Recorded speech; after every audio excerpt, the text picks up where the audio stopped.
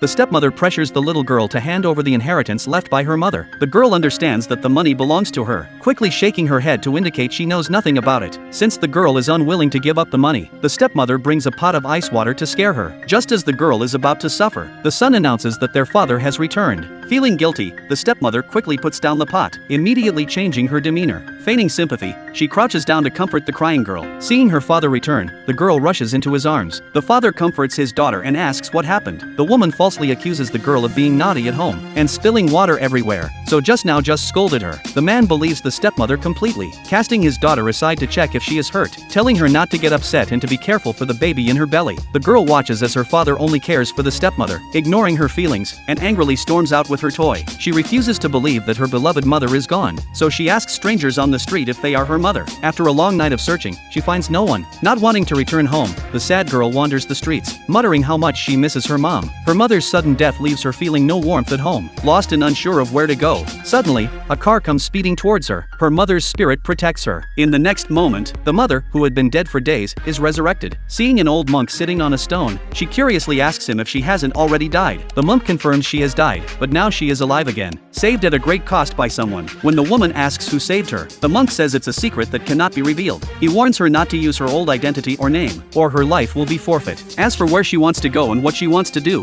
that is her freedom. After saying this, the monk disappears. The woman quickly expresses her gratitude toward the direction he vanished. In this life, she vows not to repeat her past mistakes, swearing to repay the abuse her daughter suffered 100-fold. Meanwhile, the little girl is taken to the hospital. Her grandmother regrets not having killed her in the accident, then urges her son to send the girl away, fearing she'll get a share of the inheritance. The CEO angrily tells his mother to be quiet. After all, the girl is his biological daughter. Hearing this, they dare not say anything more. Then, the CEO carries his daughter home, telling the stepmother to take good care of her. After that, he goes to meet Mr. Hua about a business project. The stepmother pretends to be a good wife and mother, but secretly still covets the $10 million left by the girl's mother, so she casually brings it up in front of her mother-in-law. The grandmother is furious, scolding the deceased daughter-in-law for trying to extort money from her son even after death. After that, she goes into the room to vent her anger on her granddaughter, lifting the blanket to ask where the $10 million left by her mother is hidden. She remembers her mother telling her not to tell anyone, so she stays silent. In a fit of anger, the grandmother pulls her up from bed, ordering her to do housework immediately. Meanwhile, the woman waits for Mr. Hua's arrival. With him as her backing, her scumbag husband will have to be wary on her path to revenge. Thus, she deliberately orchestrates a chance encounter with Mr. Hua.